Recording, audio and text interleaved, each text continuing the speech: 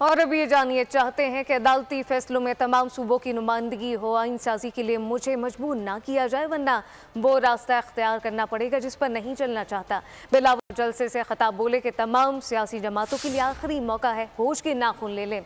मौलाना से आखिरी बार दरख्वास्त करूंगा कि खुद भी आए, PTI को भी साथ लेकर आए। कुछ भी हो जाए आईनी बेंच बनाकर ही इस्लामाबाद से वापस लौटूंगा।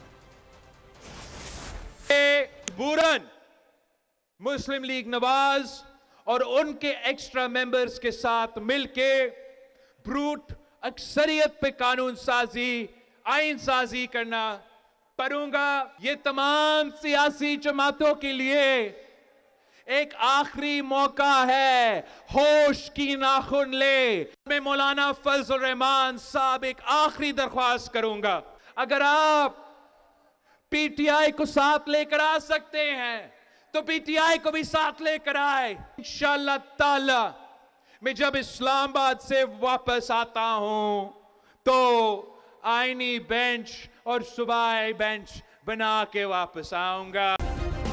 सब्सक्राइब करें और बेल दबाएं ताकि कोई खबर रह न जाए।